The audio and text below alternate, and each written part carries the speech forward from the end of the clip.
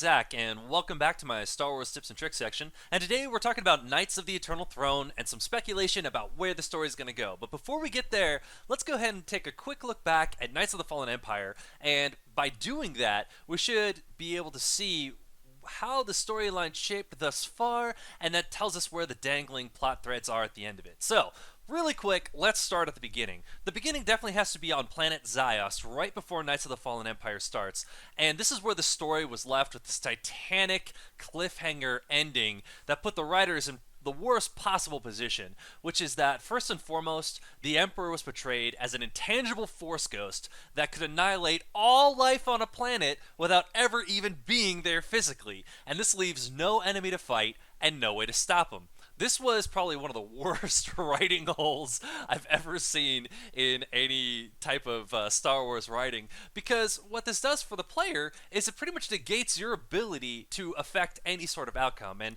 the 1 through 50 storyline was really good about telling you how your character impacts the entire universe and how your character is important. And by the end of Ziost, you're really kind of left feeling like, I don't know how I could ever fight that. And the worst part was, there really was no way you could. So Knights of the Fallen Empire, the first thing to do right out of the gate is they rectify this by quickly establishing that the Emperor does in fact have a physical body. It was and has existed in an area of the galaxy known as Wild Space, and specifically it resided on a planet called Zakul, which was unknown to the rest of the galaxy at this time. Zakul is the seat of the Eternal Empire, and pretty much the Eternal Empire is what the Sith Empire would be if it was like version 2.0. The Emperor is a godlike figure to all of them that is worshipped by the people, and the people themselves are very much subdued in awe of his presence and by the military might that is provided by the Eternal Fleet. The Eternal Fleet is controlled from the Eternal Throne and is basically a droid-driven precision battleship fleet of technology that is better than anything that the Sith Empire or the Republic has. And this is the bulk of how the might of the Zakulian forces really get thrown around. Now, for the antagonists, we're introduced to Valkorion, which is the new version of Vitiate, and now Valkorion is the Emperor of the Eternal Throne, and he has several different children, one of which has already died in the opening engagements against the Republic and was eventually killed by his own brother. So we're introduced to Valkorion, Arkin, and Valen. And Valen feels the most like an afterthought, but more on that later. Now, Valkorion's physical body in the early chapters is almost immediately killed by Arkin and the Outlander, which was a very surprising writing move because at the time, he's portrayed as so powerful and so all-knowing and so forethoughtful that it just never felt like he could ever be caught off guard. And if he can eat all the life force off of an entire planet from a galaxy away, how in the world could you ever get the jump on him from behind? So I kind of felt the story at this point was to negate Valkorion and all the problems that had been put forth by the planet Ziost and pretty much just nick it in the bud right there by saying, okay, we're just going to kill the character off. We're going to say he has a physical form and just nix it. That's it. And then that way, we set up this new character, Arkin, to be the bad guy. And Arkin is very much more the traditional, powerful Sith Lord that you're kind of knowing. Now, they don't call them a Sith Lord by name, and they, mix points about where his powers come from, but for the most part, he's something we're very familiar with. He's extremely strong with the Force, he's a bit of a tyrannical dictator, and now you have somebody that you can focus on and fight. He also, of course, has his sister alongside of him, and between the two of them now, we feel like we're on the road of what Star Wars has gotten us used to. We've got two antagonists to defeat. The player, after everything that has happened to them, is thrust into the role of the Outlander. And the Outlander, as you guys all know, is the underdog hero, and this is very Star Wars. The underdog is usually the hero, and your job basically becomes to spark a rebellious alliance. These are recruits from the Sith, the Republic, and Zakulians who have become dissatisfied with the Eternal Throne. Also, in a surprise move in Chapter 2, they introduce, Chapter 3, might be Chapter 2, they all blur together after a bit, but they introduce Valkorion as a possible ally to the Outlander in Force Ghost form, and it's unclear of what his role really is. I'll definitely speculate on that in a bunch, but for the chapters he either helps you, hinders you, or counsels you, but for the most part, he definitely does not seem to be completely altruistic, and you have to kind of make up your mind as a player on where he kind of sits. Now, during the course of the rebellion, the Outlander is extraordinarily successful. He manages to strike some very decisive blows. Story-wise, they have a deep impact on the citizenry, either inspiring the citizenry to rebel against Arkin or completely demoralizing them to stay out of the way of the fight entirely. Either one of those can happen. Also, parts of the former Sith Empire and parts of the Old Republic rally to the Alliance banner, and the alliance that is formed there makes some pretty daring strikes, the biggest of which, in my opinion, were against Arkin's entire treasury, which they managed to completely lift out from under his nose in one of the best chapters of the entire bunch. And the Eternal Fleet that is under the power of Arkin gets completely co-opted by the droid Scorpio. And this leaves the story in a very particular situation. So Arkin now is in the worst possible situation. The bulk of his military might of Zakul is gone. The tool used to subjugate both of the warring factions of the Republic and the Empire is out of his hands, and now he could be fighting a war on, 3 different fronts. He might have to be fighting the Alliance, the resurgent of the Sith, and the resurgent of the Republic, because now without the fleet to keep those two other forces in check, you could be being faced after both sides. And this brings us up to Chapter 16, which is the Battle for Odessen. Now, it's hard to know exactly where Chapter 16 is going to go, but based off what we've seen so far, I think we could take some very strong, educated guesses. With Chapter 16, I really feel that this is where they're going to close out the story arc for Arkin specifically. Not Vaylin and Valkorion, but definitely Arkin. In Visions in the Dark, you basically spend that entire chapter getting lectured at in very vague Star Warsian sounding terms that don't really bring you anywhere about finding some sort of balance between the light and the dark, but no one actually teaches you how to do anything in that. But at the end of that chapter, what they do get you to do is make your own force-driven weapon to face Arkin with that will give you a special ability in that fight. That, I think, right there, guys, is the tail of the tape. That is the weapon that will be powered by the plot that you are going to use in your fight against Arkin. That means Chapter 16 has a fight against Arkin. I also believe in that chapter he will probably end up being dying or being put in prison, depending on a light side, dark side choice. But either way, he is done. Reason being, this whole arc from the start of Knights of the Fallen Empire to now has really been the story of Arkin, which is very surprising. From Chapter 1, it's him betraying his father, him running the Zakulian fleet and running the Eternal Empire, and you trying to depose him. I really feel like the natural conclusion of that arc is the deposition of Arkin as a ruler. But that will leave things open for who then steps onto the Eternal Throne. And from everything that we've been hearing about Valkorion wanting you to be on the Eternal Throne, I don't think that's actually going to happen. I don't think that that's a good place for a hero to be in a storyline like this, because that leaves the writers in a very particular spot. If you're the ruler of an entire planet, how do we get you out into space fighting and doing, and making war against all the other things we're going to throw out there to you in this game?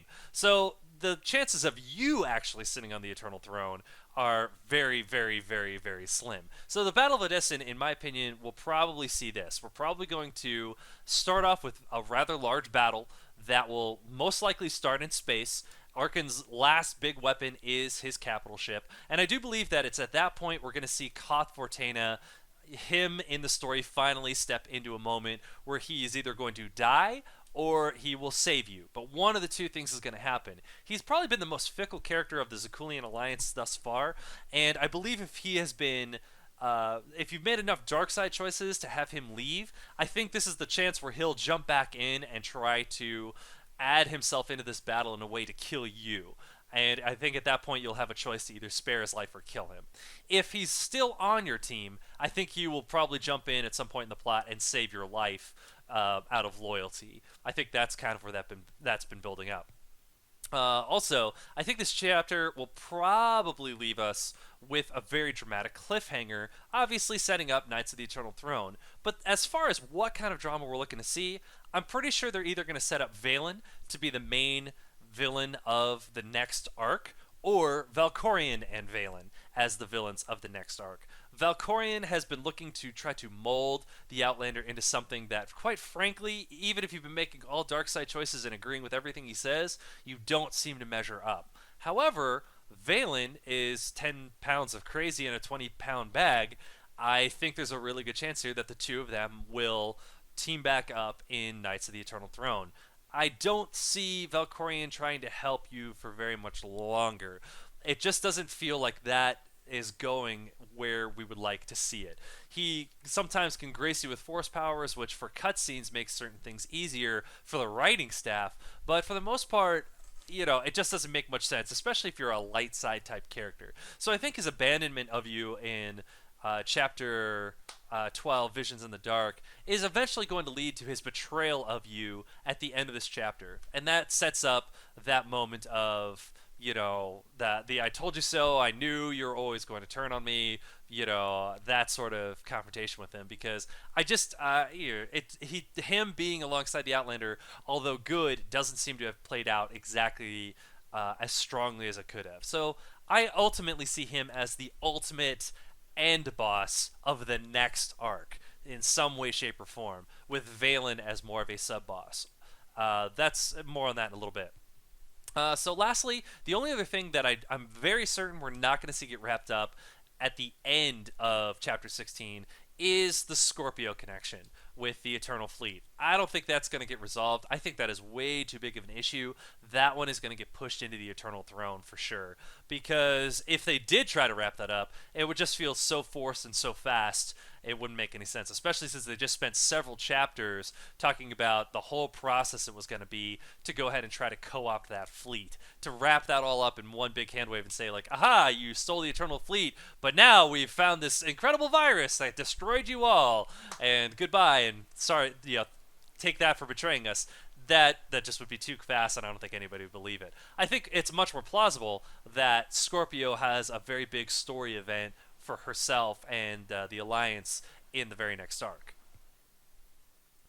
So where does that leave us now? That leaves us with the road ahead and looking at Knights of the Eternal Throne. I know, guys, it took a long time to get here, but we had to talk about some of those things so you can kind of get where my mind is going on where these things will eventually end up. So, what are the open plot threads? We have got Republic characters, and I'll also add in some of the Imperial characters. And the ones I'm talking about are the ones we haven't seen. I'm talking Nadia, Kira, Jaisa, Ashara Zavros. Some of these Force-using characters I would have thought we would have seen a lot sooner. However, I can kind of understand why they aren't part of the story thus far, because if we look at the arc of Knights of the Fallen Empire, a lot of it is trying to isolate you from all of your support network from before, and that sets you up so that Darthmar and Valkorion and Satil Shan can all give you this line about trying to find some sort of middle ground in the Force. If you still had a bunch of your Force-using characters and sidekicks around you, I think that conversation would have looked a lot different and probably been a lot more skeptical. And so a lot of this, I feel, in the storyline was to whittle away all these other voices so that the people you're listening to are people like Lana Beniko, the love interest they want to foist on you for some unknown reason. I'm still not exactly sure why she's the dev's pet the way she is. But yeah, they can only really do that if Nadia and Kira are out of there. So I do think that for one of the first things we're going to see in Knights of the Eternal Throne is after the deposition of Arkin, we're going to see a return of some of these characters into the storyline. It'll be a natural inclusion. If the Republic and the Sith are no longer being suppressed by the might of the Eternal Fleet, then that's going to make your job of finding your old companions a whole lot easier and a whole lot safer. And I also think, too, we'll see people like Nadia and Kira having probably been moved forward and upwards inside the ranks of the Jedi Order. My guess and assumption for that is based on the fact that Satil Shan is gone. She has not been around to lead the Jedi Order, and therefore I think that seasoned veterans like Nadia and Kira can step into those places and be Jedi Knights. Now, I don't think they're going to be at the Jedi Master status yet, and the reason being is because when Knights of the Eternal Throne ends or as it continues, eventually they want you to be able to get back some of your companions through the storyline. And Jedi Masters running around the universe, if they're a part of the Council, you just don't see that quite as much, unless it's you, because you're a Mary Sue or a Gary Stu. I'm not really sure. I just don't feel like they're there yet. It's only been 5 years. That feels like it would be a pretty quick promotion. So we'll see. But my best guess is probably that they're not at the like Jedi Council Master level yet. But they've probably advanced quite a bit and have become very, very good at being Jedi Knights. Same thing with Jace. Jace and Ashara, I think, will have progressed a lot farther in the Sith Empire because so many of the Sith probably have died during the initial Eternal Fleet invasion. So I think people like them have definitely had a chance to move up, and I'm really excited to see what happens with Jace, especially because she's had so many light side, dark side choices. And I know Xenoff, if you listen to our interview with Penny, Xenoff, and myself, Xenoff is he was like hashtag bring back Jace. I was like, I really think they will for Eternal Throne. Now, as far as the next open plot thread, we've definitely got Scorpio and the Eternal Fleet. This, by the way, is one of the biggest open plot threads that I think they're going to deal with in the Eternal Throne, because so much of what defined the Eternal Empire was the Eternal Fleet. And now that it's being under the control of Scorpio, I think this just gives us a great chance to explore the background of who Scorpio is and where she really came from. My opinion has always been that she's part of a race of droids that was created by aliens a long time ago, and that the Gemini unit was the same. I know a lot of people say that Gemini was created after Scorpio based on her modeling, but they always gloss over that. They never say when Scorpio was captured, who did the redesign, why they did it, how they got that done. I'm just so on the fence about that. I honestly think the Gemini droids came with the Eternal Fleet, and Scorpio is a part of something grander. And I would like that. I like Verkada tech, like the Starforge, and I like the idea that there's ancient technology out there that we don't necessarily understand all the way through, and that could open up the door to a really cool event in the game. I would love to see something with Scorpio and the Eternal Fleet where you may have to do something that revolves around galactic starfighter and hopping in the cockpit of a star starfighter and being able to do something against the Eternal Fleet, or making it the backdrop of a PvP map. I don't know, but I think that would be really cool and a really good opportunity. Also, I definitely think that Eternal Throne is bringing back a new raid. I really believe this, guys. There's been so much clamoring for some new content that isn't just a story, and I feel like the story chapters have been really good thus far, and I think it's also bought BioWare quite a bit of time to possibly make a future raid. And I think we're primed for it. I think we're ready for it. Once Arkin gets deposed, I really think that the end of the storyline for Knights of the Fallen Empire should probably end with a raid. And I think they would probably do something very akin to what they did at the end of the Revan expansion, which is that if you want, you can do the story aspect of it, and there's also a raid that ties into that same battle, which I like. If you're not a raider and you just want to see the story, they've definitely geared this game towards making it very story driven. I think that would be a really good idea. As far as the bosses of that future raid, I really think they would set that up quite a bit like they did the Revan expansion, especially like Temple of Sacrifice. I don't think they would do as big of something as Dread Fortress and Dread Palace together, and I don't think they would do such a huge set piece fight as they did with, say, Eternally Vault or Karagas Palace, where it starts in one place and just goes map to map to map to map to map to map to map with Titanic raid wide. God, guys, I can't even tell you how much I still love Eternity Vault. I love that raid because the end fight is just so unique with the dropping floors and Soa being right there. I don't think they would go that big of a set piece anymore, unfortunately. Only because the technical nightmare behind it would be such a problem. I would love to see it if they did it. I hope they would. But what I really think we're going to see, though, is a lot more the Temple of Sacrifice, where it's not necessarily gigantic environmental things changing around you all the time. You're just basically, if you are doing something in the environment, you're going through a portal, you're teleporting up to another platform, you're having to maybe jump up some stairs or something else like that. I think that would still be really good. And I think that's probably what they would lean towards more than trying to make some gigantic set piece that could be buggy as hell. Not saying whatever they make wouldn't be buggy as hell. That is pretty much par for the course. As far as the bosses for that, I think they're going to go with a very standard configuration. Valen and Valkorion, probably the end bosses of that raid. Either Valkorion by himself with Valen as a sub boss, Valkorion and Valen both at the same time, something to that effect. And along the way, I think you are going to face either like Scorpio and the Eternal Fleet, unless they've already kind of tied that plot off in the storyline. But you would definitely see at least one droid type boss and one monster type boss.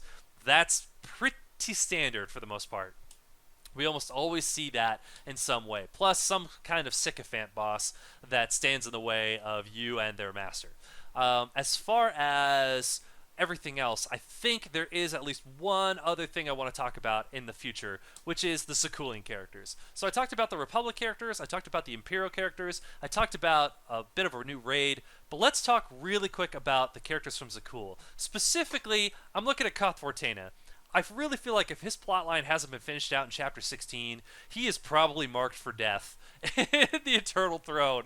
Only because he's the only character of your alliance thus far whose light side, dark side decisions that you've made will push him to the point of leaving the alliance. Everybody else you have the choice of exiling or killing, but he's the only one who they leave that plot thread open with where he can come back and bite you in the butt. I really feel like this is going to put him in a position where if he does somehow survive Chapter 16, where he probably will end up being either your an antagonist in Chapter or in Eternal Throne, or you'll have the choice to kill him in the Eternal Throne.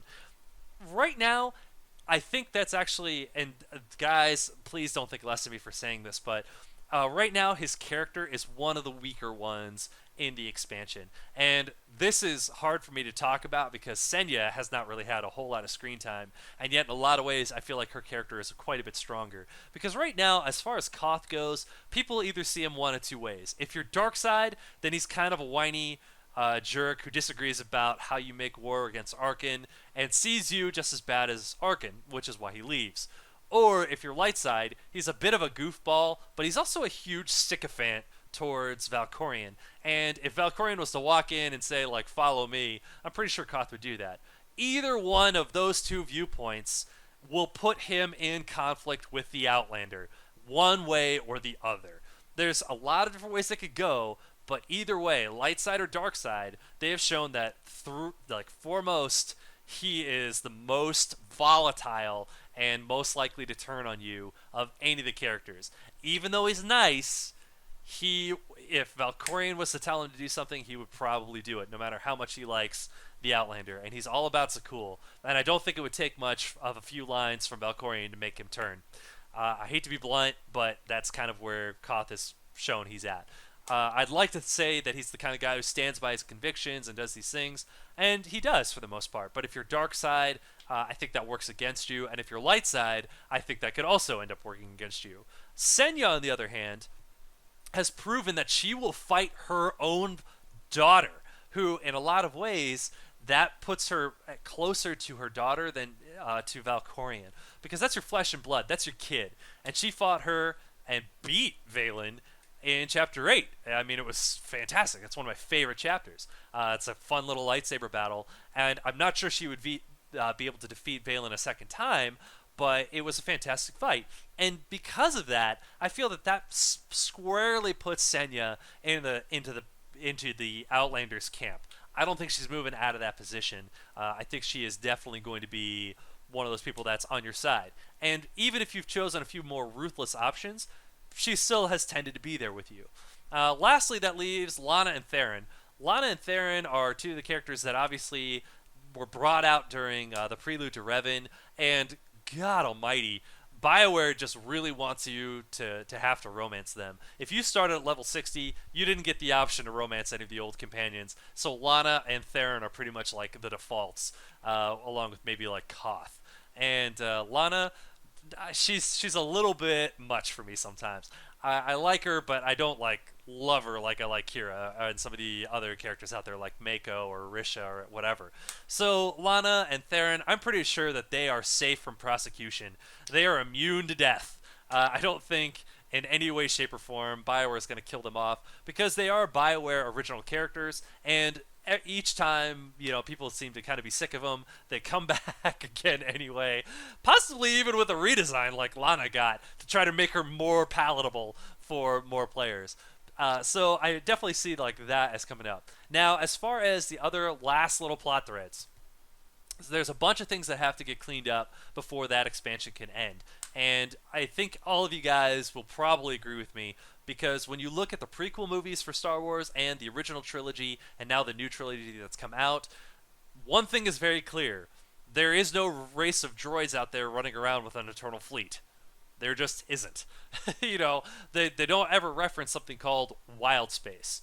They just don't. So one way or another, Zakul, this I think they're going to get wrapped up into either the Republic or the Empire, and by the time the prequel movies are done, everything that was either Republic or Empire now will just be Republic.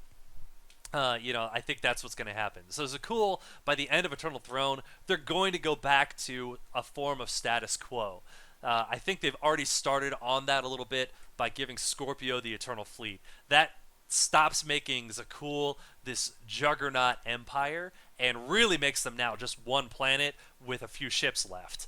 That's how fast that gets turned around. And so I think Zakul at the end of this, after Arkin is probably deposed in chapter 16, and either Valkorion, Valen, or the combination of the two, one or the other, gets defeated by the end of Eternal Throne, Zakul is basically going to be just another planet.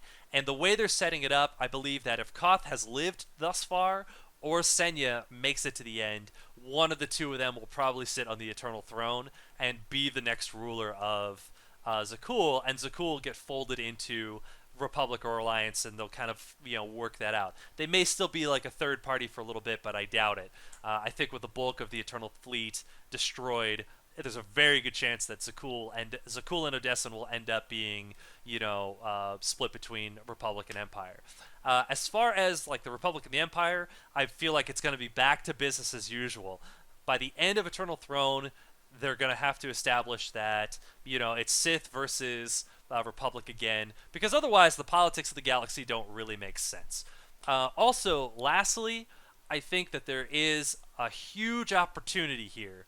A huge opportunity, though, before they close things off with the Eternal Fleet, Scorpio, and the whole Zakulian plotline. Because Zakul is so good at producing these Sky Troopers, and that everything was co-opted by Scorpio, I think this would be the perfect opportunity to introduce a new class into the game. And I know it took like 20 minutes to get to this point for me to say so, but I think this would open up the opportunity to introduce a new droid class to the game, which gets to start at level 60 or at level 65. It doesn't have to go through the 1 to 50 storyline, and could either be a tank, a DPS, or a healer, because canonically now that's what droids can do. I think this would be a fantastic opportunity for them to do so, especially to help explore possibly the origins of where Scorpio comes from and the outcome of the Eternal Fleet. That's not much of a prediction. That's more of a hope. That's not really a speculation, but it's just I'm noticing that this is a great opportunity to try something like that and try something really different. And I think the fans of the game who've been playing this since launch, they're ready for a new class. They're ready for something that plays a little differently. And recently I've been playing Guild Wars 2, Heart of Thorns. I waited a really long time to jump into the expansion, but it's really fun that every character class kind of gets a new way that you can play that character class. And Star Wars, that's one thing that's really been lacking.